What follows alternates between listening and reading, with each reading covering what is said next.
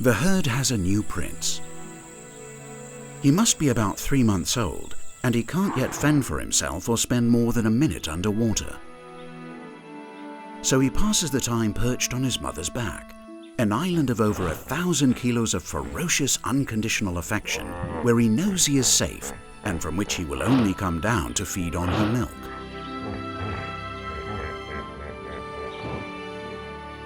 He is the youngest descendant of an unusual hippopotamus lineage which is unique in the world.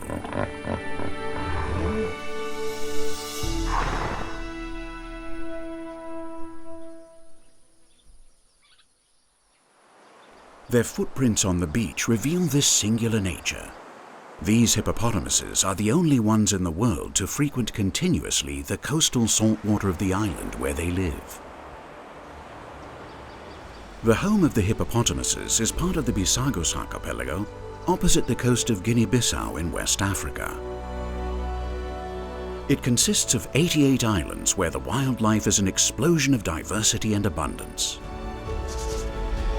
Indeed, it is, for example, the second most important area in the west of Africa for the number and variety of the migratory birds which visit it.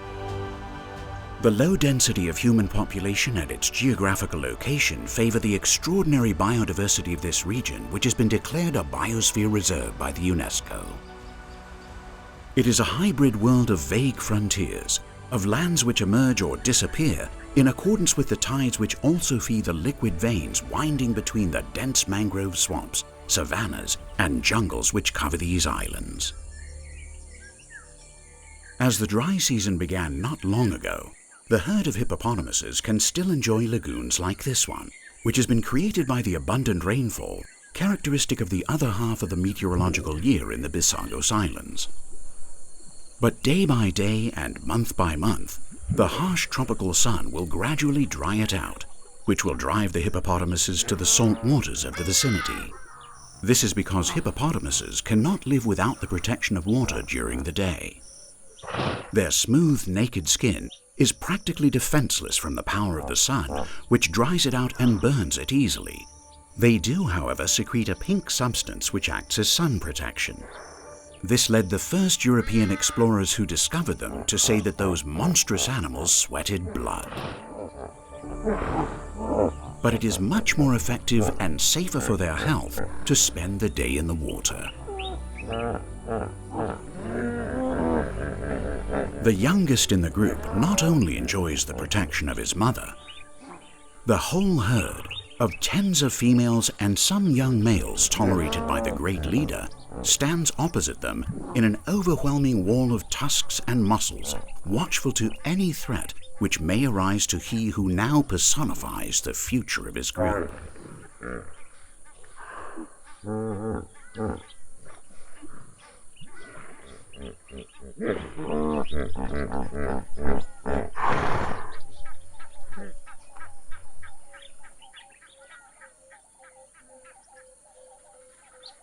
Hippopotamuses are not very prolific. The females usually give birth to a single cub every 2 years. This season, he is the only son of the imposing male who reigns on the lagoon. Being submerged also helps them to avoid the harassment of the mosquitoes which infest their lagoon. But the fact that the latter are so abundant is largely their own fault. Mosquito larvae feed voraciously in these waters, which are very rich in organic matter thanks to the excrements of the hippopotamuses. This is until they become pupae in the next stage of their metamorphosis, prior to the miniature prodigy which is repeated millions of times, the birth of an adult mosquito.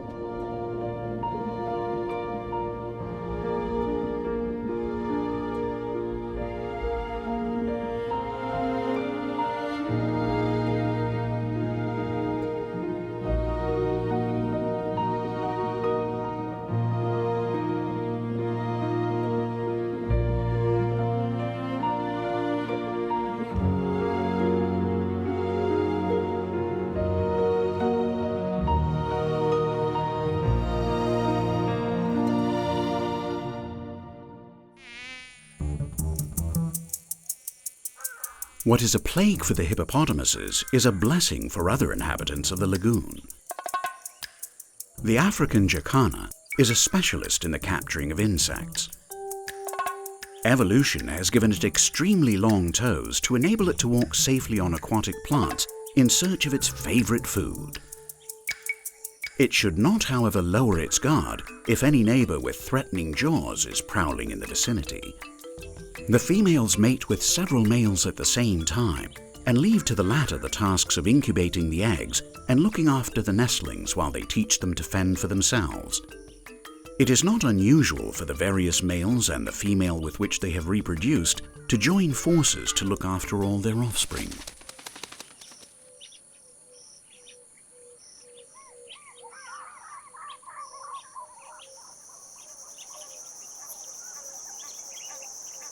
The lagoon of the hippopotamuses has other neighbors on its banks which are also in the middle of the breeding season.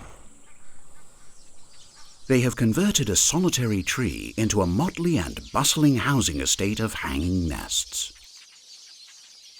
In contrast to the African jacanas, it is the males of the village weavers who mate with several females. Whether they achieve this or not depends on their ability to build nests which are attractive to the females. It is no easy task to win the heart of the latter.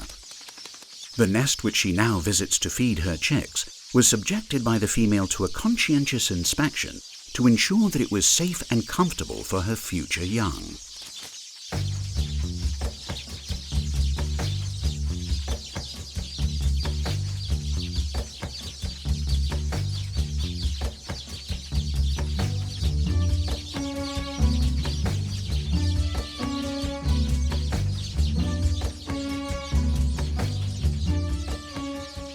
She will only accept the male and mate with him if the nest passes her expert assessment. At the start of the breeding season, each male expertly weaves up to 5 nests of blades of grass, which he ties with his bill and feet. He then places them on the weaver property market for the females to choose. The nests which do not achieve their purpose are destroyed by the male, who recycles the material to make others. When the breeding season ends, a male village weaver may have built as many as 20 nests.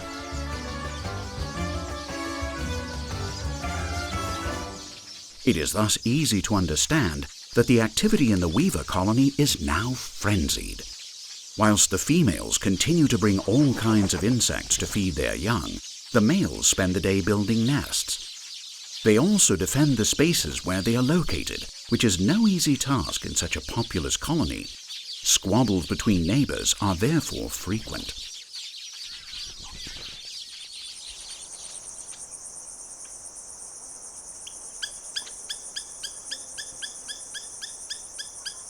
The building skills of the weaver pale into insignificance compared with those of other inhabitants of the island of the hippopotamuses. Here and there, rising several meters above the surrounding vegetation, stand peculiar mud structures.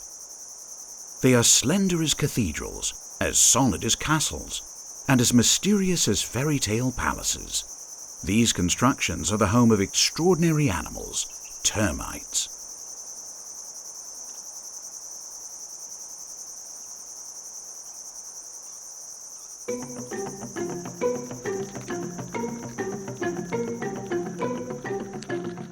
The work of the construction and maintenance of the termite nest falls to the caste of the workers. They come quickly to repair any damage that may occur, making with their mouths tiny balls of earth moistened with their saliva, with which they erect the walls of their enormous home.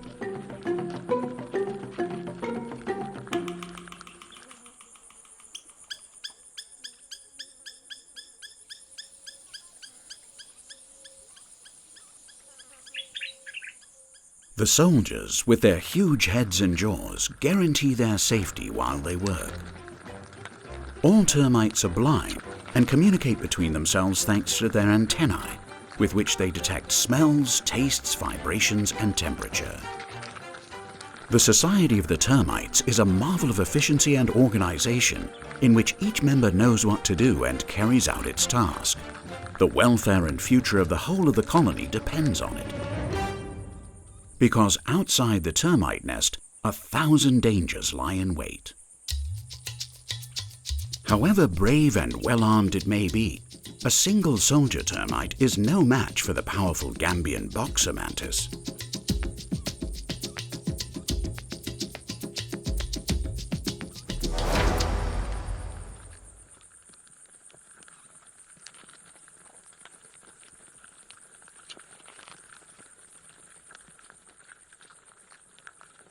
For this voracious and deadly predator, insects such as termites or ants occupied with their own maintenance are a tasty and feasible objective.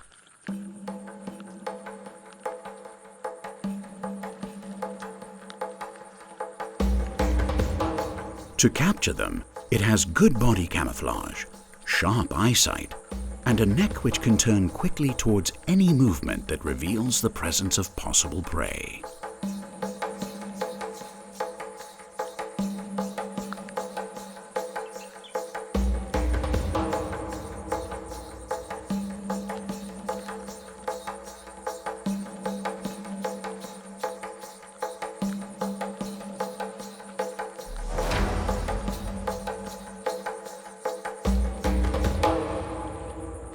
But not even someone this well equipped is free from a bitter surprise. A bite seasoned with irritating acid helps the ant to avoid the jaws of the mantis.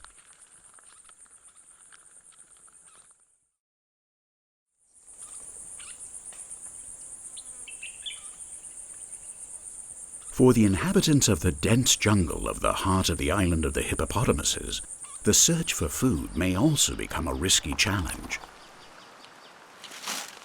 The soil is covered with delicious fruits, which are irresistible to an African squirrel.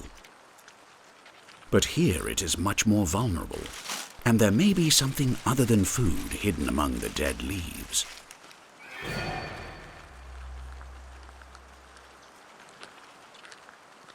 There is no doubt that the treetops are a much safer place for the African squirrel, where it moves about the labyrinth of the branches in all confidence. Safer, but not inaccessible.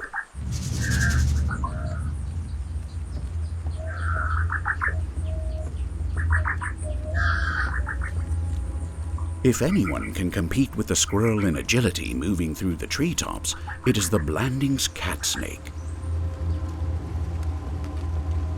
It specializes in feeding on tree life and moves along the branches as if on a motorway, capturing with its tongue the olfactory traces left by the animals which live here.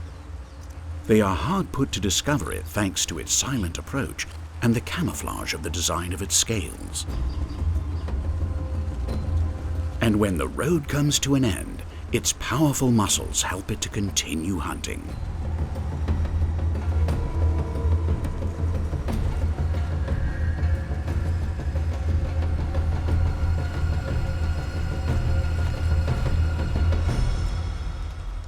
Something is not going well. The squirrel flattens itself against the branch in an effort to escape notice in the face of a threat which it perhaps feels rather than sees.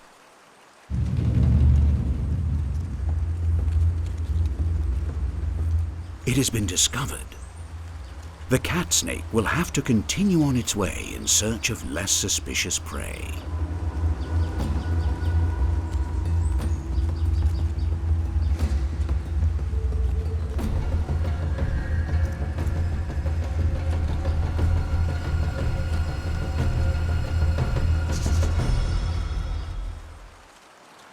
In their aerial and labyrinthine kingdom, African squirrels live a solitary existence, or at the most one shared with a mate and their young. Here they can find shelter and abundant food. They spend the day enjoying a very varied diet, which ranges from eggs to insects and reptiles. Above all, however, they feed on the fruits of the trees in which they live.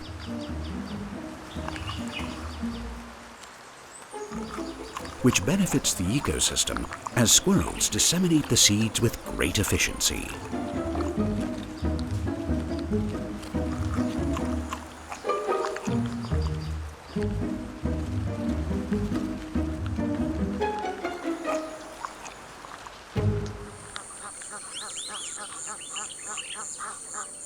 The heat of the sun lessens as the afternoon falls.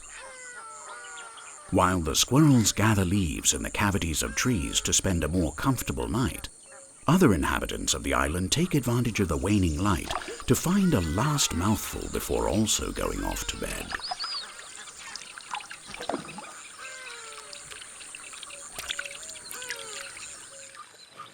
Now is the moment, however, when the hippopotamuses can finally eat. And they will do so voraciously. They haven't eaten anything since the previous night, as the sun has restricted them to their lagoon. As soon as it sets, they take to the banks to graze. And they will not allow any neighbor to get between them and their supper.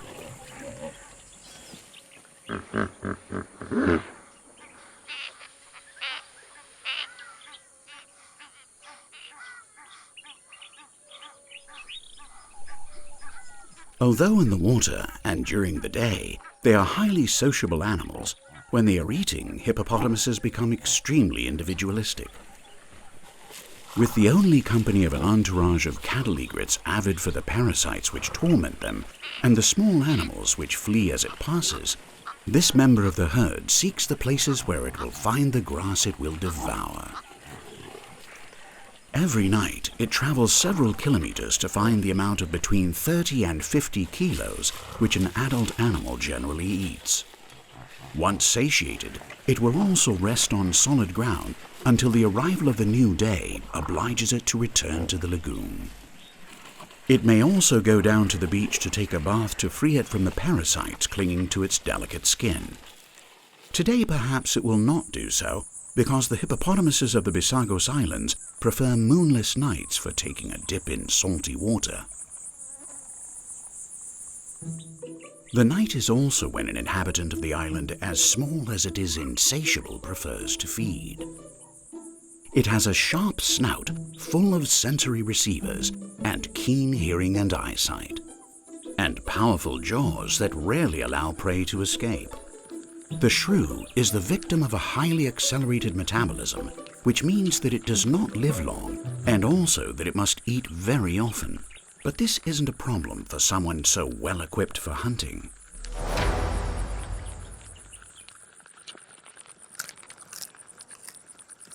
This small mammal is capable of capturing a wide range of prey species, including those of almost its own size.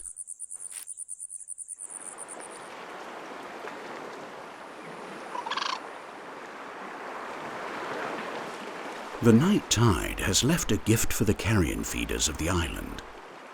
The carcass of a barracuda, which appears to have succumbed to the attack of another marine predator. And it isn't the only one. The pied crows know very well that a morning walk along the beaches will provide them with a good breakfast. The ocean which bathes the Bissagos Islands is even richer in biodiversity than the land, thanks to the abundant nutrients it contains. The pied crows tend to be the first to discover tasty carrion, but they are hardly ever alone. They must eat in haste as other diners are already approaching, and they have sharp arguments to steal the food from them.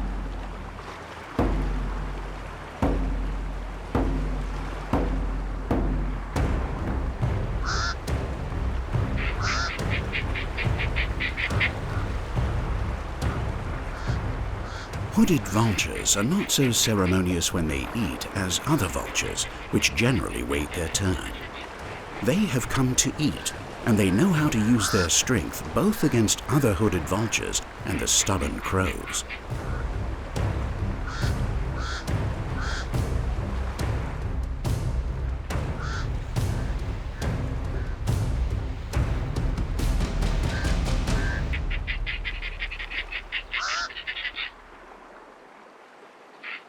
The beach becomes a battlefield around the carcass, where nobody seems to be willing to give way. Each mouthful means a row. And each quarrel is an opportunity to take advantage of a distraction on the part of an opponent.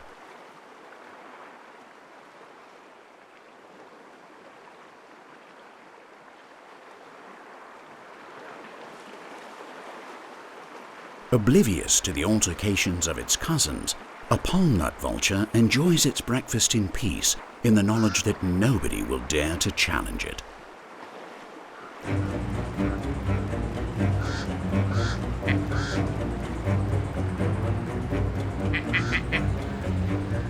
Pied crows have thick bills with which to defend their rights. Above all, they have a courage that verges on recklessness if we take into account that the hooded vultures are larger, more heavily armed, and stronger than they are.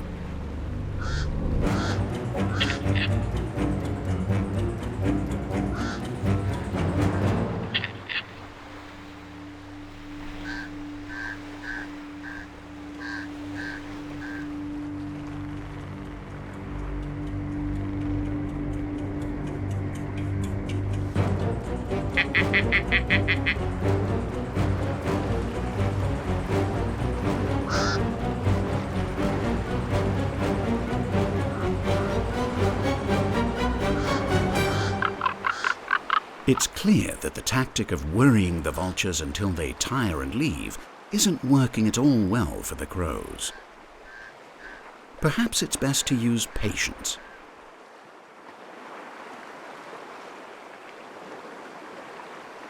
A satiated vulture may become more generous with its neighbors.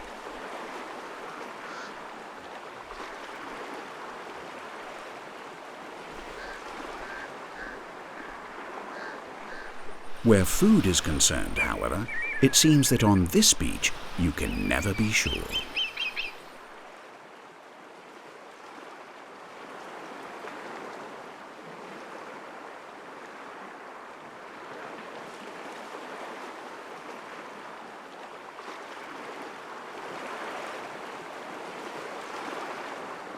The beaches and sandbanks of the island of the hippopotamuses are very attractive for birds on migration.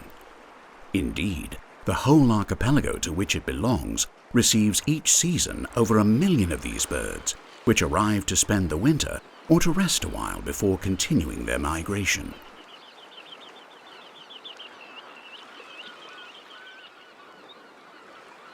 Terns, sandpipers, and other travelers like them stop here to feed and regain their strength on these beaches, which they share with many other animals.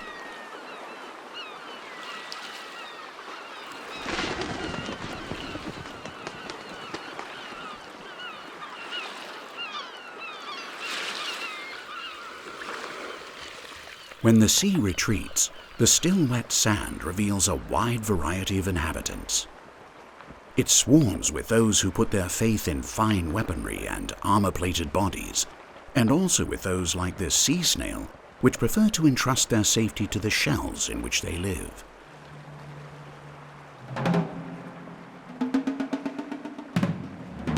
The fiddler crabs are those who show off their armor. The males have a highly developed pincer with which to defend their home. Each individual digs a hole in the sand to shelter in when the tide covers its territory. When the water has retreated, this serves as a refuge to which it comes quickly when it senses danger. Luckily for the males, they have other smaller and more efficient pincers for feeding with. Thanks to them, they can raise sand to their mouths where they sieve it so as to extract the organic matter it contains.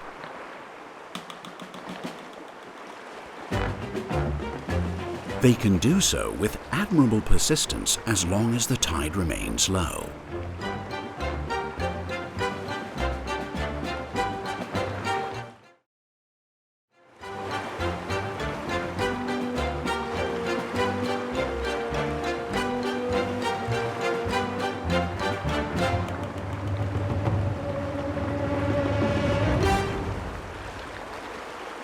Living so close to each other and being highly territorial doesn't make for good neighbors. The disputes between males owing to the invasion of the space of others tends to lead to harsh confrontations in which the disproportionate pincers become terrible weapons which may cause serious damage to opponents. To avoid this, male fiddler crabs prefer to warn others rather than having to fight, and they do so by dancing.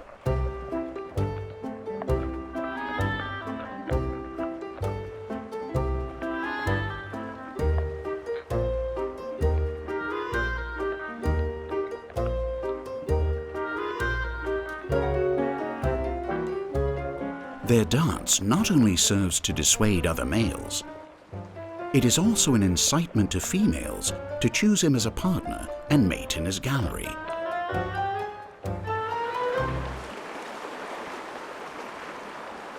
However, an incipient love story between crabs may come to a sudden end owing to hungry neighbors such as the whimbrel. In order to be looking for food on this beach in northwest Africa, this whimbrel has had to face a long and hazardous journey. It has arrived from its breeding grounds thousands of kilometers away in northern and central Europe. It will spend the winter here, probing the intertidal areas with its extraordinary bill. It is an expert in this work, unfortunately for any crab it comes across.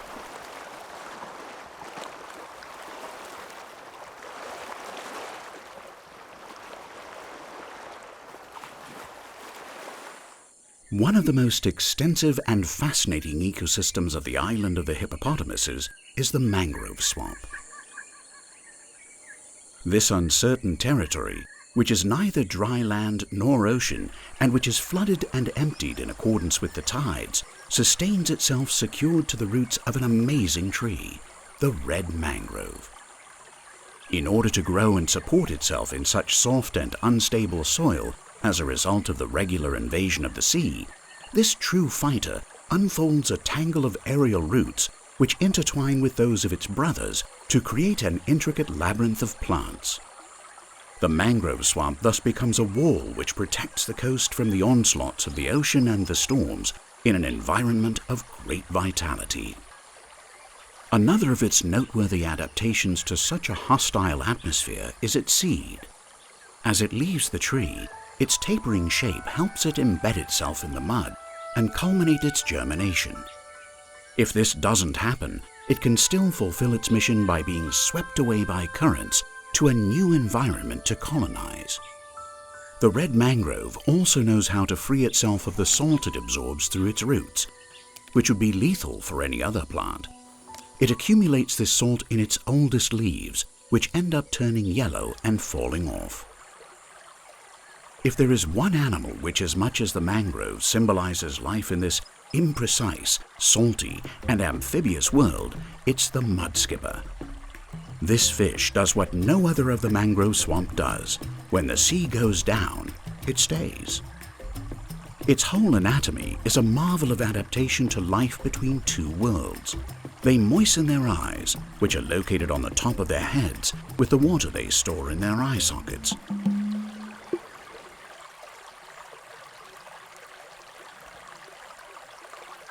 Their robust pectoral fins help them to walk on the mud, while thanks to their equally powerful tail, they make spectacular leaps or take the skips which have given them their name. Observing mudskippers in the mangrove swamp allows us to imagine how marine life may have begun to colonize dry land millions of years ago.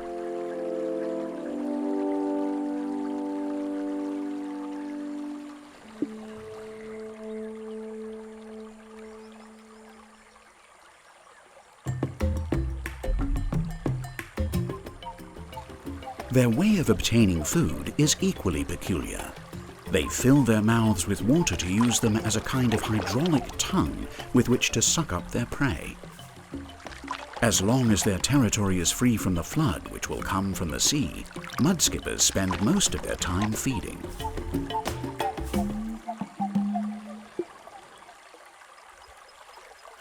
They also work at avoiding being eaten by other neighbors of the mangrove swamp.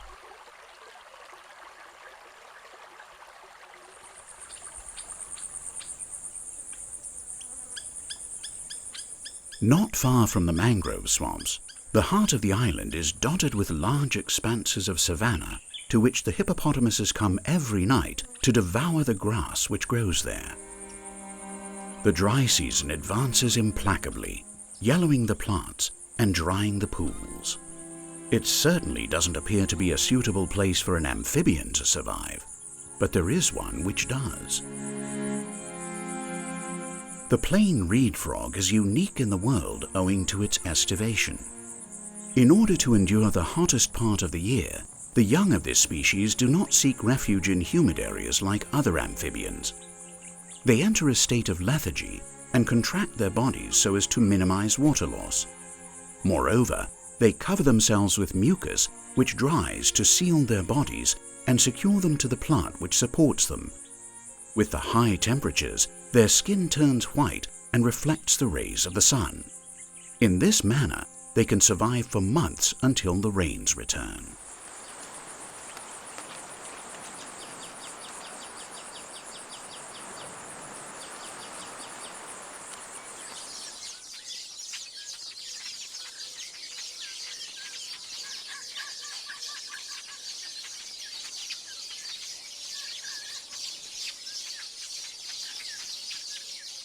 Hippopotamuses have none of the adaptations of the plain reed frog to face the dry season on their island. Luckily for them, there are still areas of water where they can protect themselves from the severity of the tropical sun.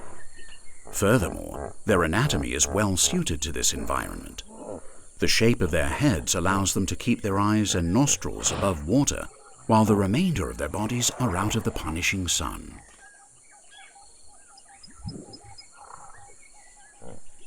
They are capable of remaining submerged for up to 6 minutes. When they dive, they don't swim, but rather jump along the bottom with great agility and speed. These huge animals, the largest land mammals after the elephant and the rhinoceros, spend the hours which remain until they can go out to eat on their lagoon in compact groups.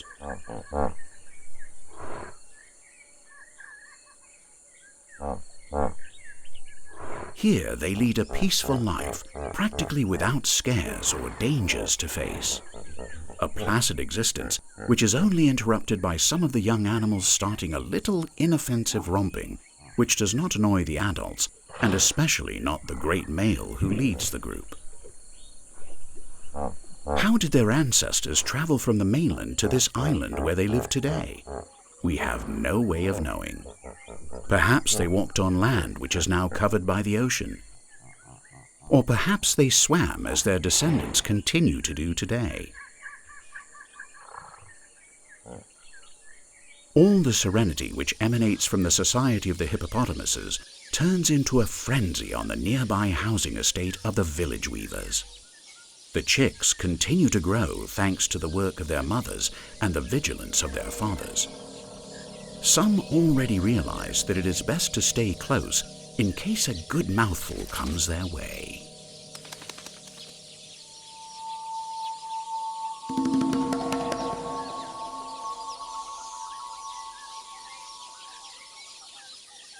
The obsession with food of the young may make them vulnerable to falling through the lower hole which allows their mother to feed them.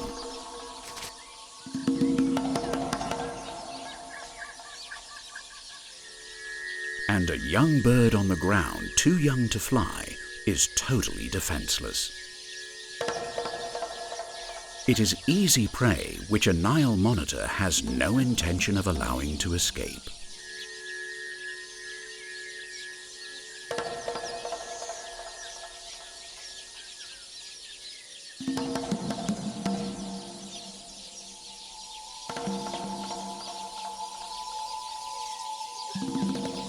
Its father flies down to intervene, but his gesture is as brave as it is useless against such a large enemy. The die is cast for the little weaver.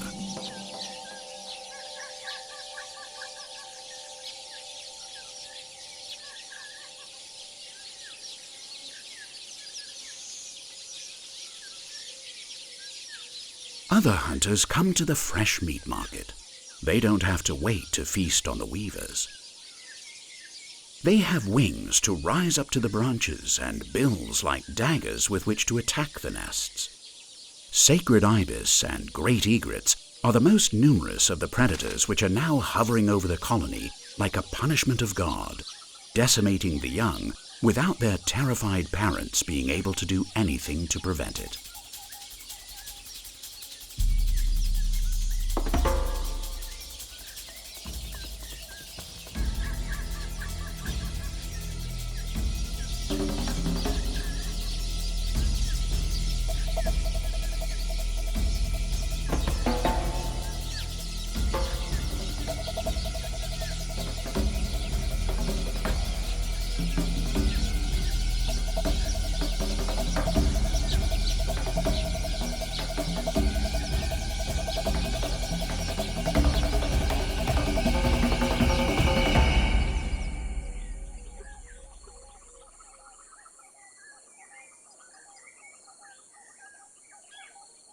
When it has finally satiated itself, the horde of attackers departs to leave the colony profoundly shaken and broken.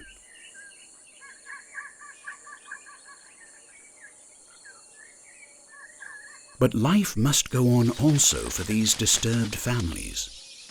There are nests to repair or to build, and the chicks which have escaped the massacre need to be fed.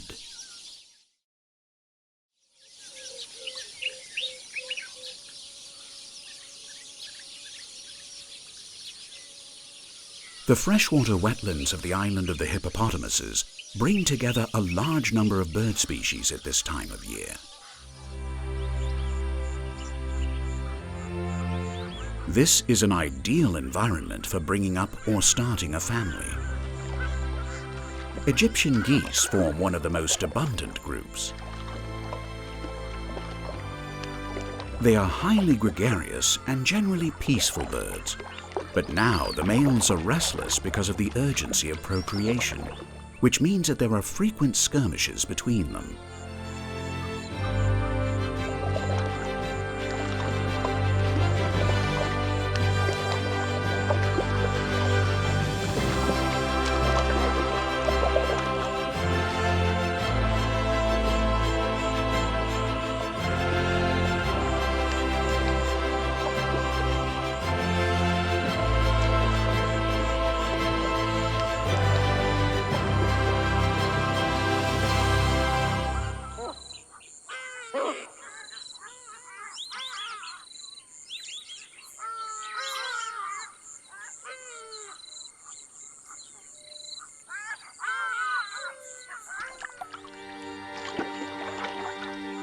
This hippopotamus must wish he had someone with him, even if only to argue with.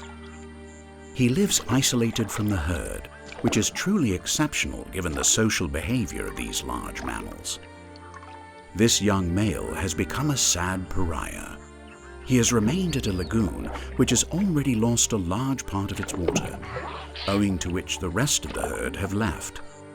Perhaps his first sexual impulses led him to challenge the leading male with this unfortunate result.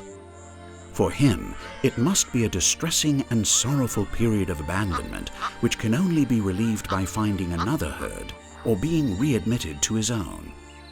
While he waits for better days, he takes refuge in the deepest part of the lagoon where he ruminates on his enforced solitude.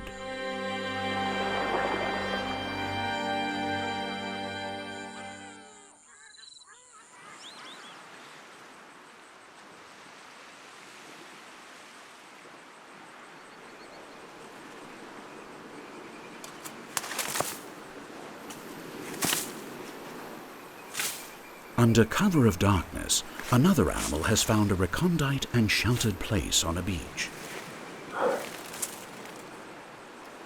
But she has not been driven to do so by either sadness or fear. Indeed, she's experiencing one of the culminating moments of her long existence. She's helping the future of her species because she's going to lay her eggs in the nest she is digging with such great effort.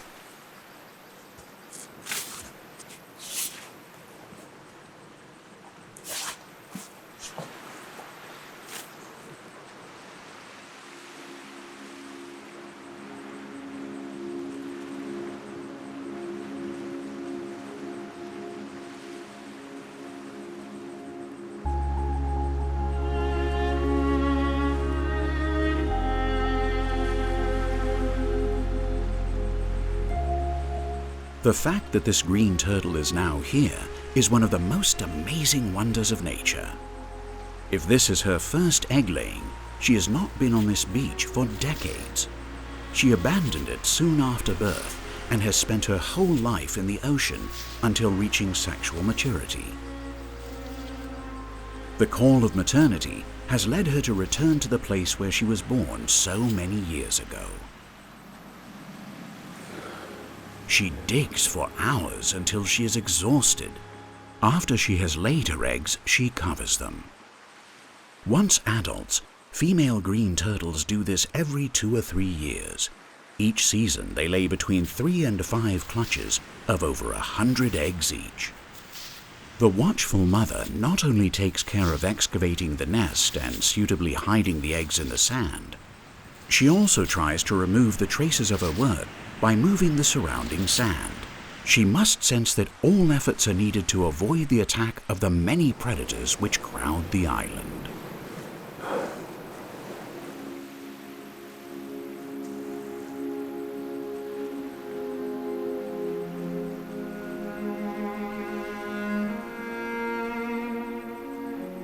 When she finishes her task, she is exhausted. But resting is a luxury that this mother cannot afford. She is far from her natural environment, and her weight of over 200 kilos means that her movements are clumsy and she is very vulnerable. So she summons up her last reserves of strength to reach the safety of the ocean.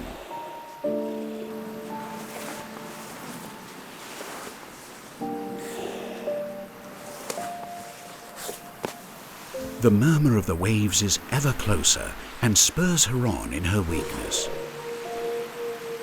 Come on, one step further.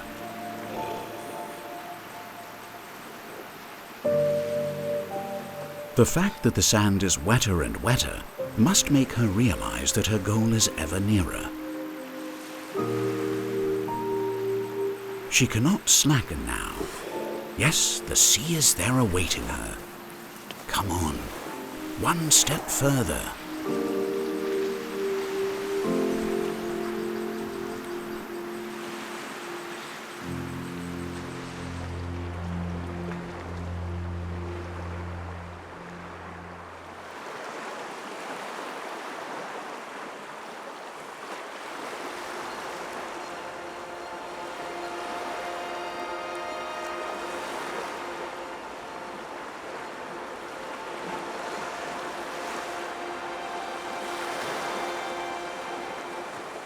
During the egg-laying season, these beaches are the setting for a continuous coming and going of female green turtles, driven by the need to deposit their eggs.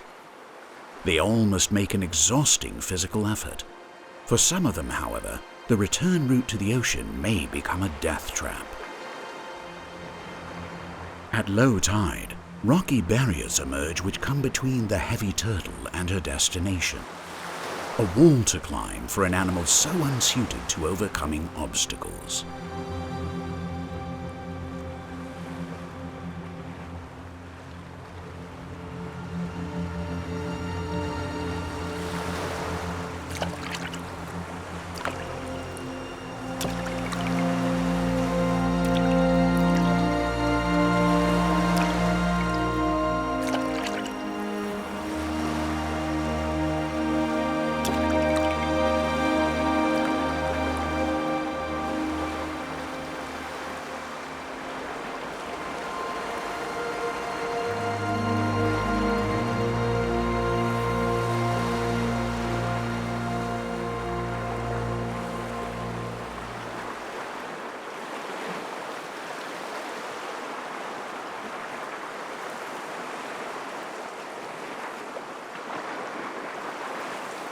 The beaches with their sands full of the traces of such self-sacrificing mothers constitute clear proof of the importance of this island and its sisters of the Bissagos archipelago for the survival of the green turtle as a species.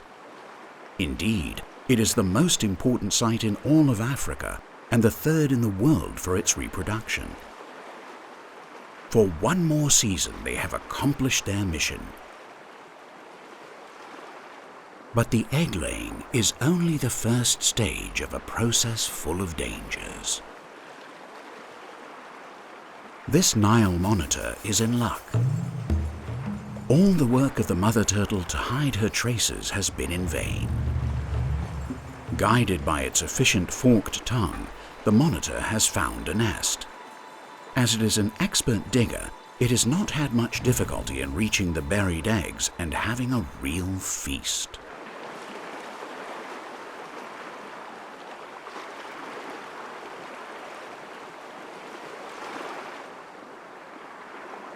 New life emerges from the sand. After between 45 and 75 days, the green turtle eggs which have managed to remain intact hatch. Nature has not made the start in life of these baby turtles at all easy. Right from the beginning, they will have to use all their strength and determination. Firstly, to reach the surface from the bottom of the buried nest, and then to reach the safety of the sea, on a route on which coming up against rocks would be the least of their problems. They advance with determination and all the speed their limbs will allow them, as these are more suitable for swimming than running. They only spend a few minutes here, but the females will be able to return to the same place many years from now when they come to lay their own eggs.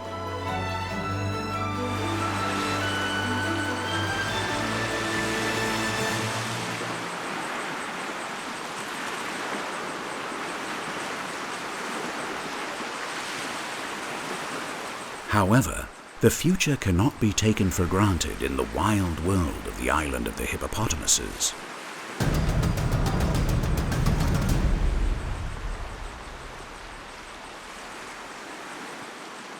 Palm nut vultures feed above all on the fruits which give them their name. But they are also efficient hunters who will not refuse the succulent gift which is now running on the beaches in its hundreds.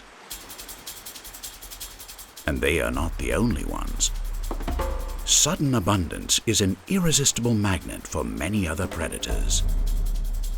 The distance which separates the baby green turtles from the ocean becomes a desperate race for their lives.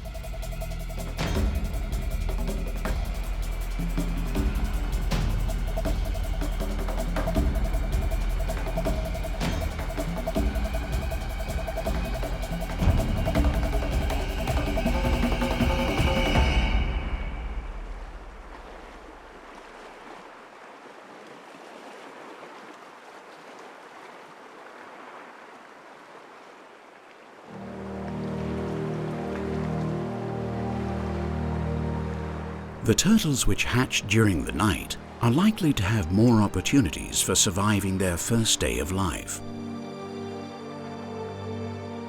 The mantle of darkness protects them from the predators which have decimated their sisters during the day. Perhaps one of these is the estimated 1 turtle in 1,000 born, which comes back to reproduce.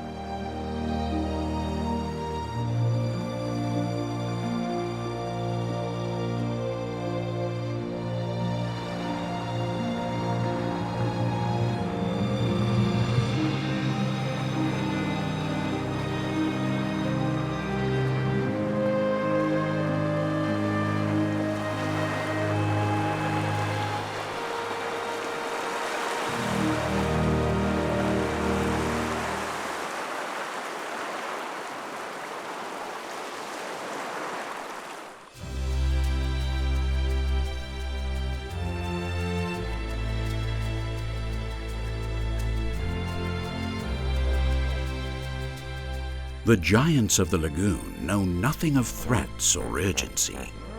The young prince of the herd only needs to worry about keeping his balance while he surfs his mother's back.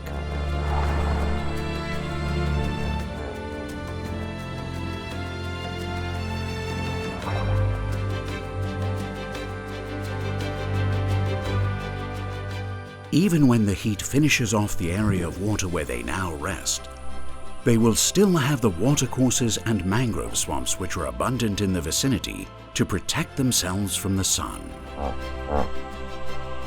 Because these hippopotamuses also have the ability to live in salt water, and this makes them unique in the world.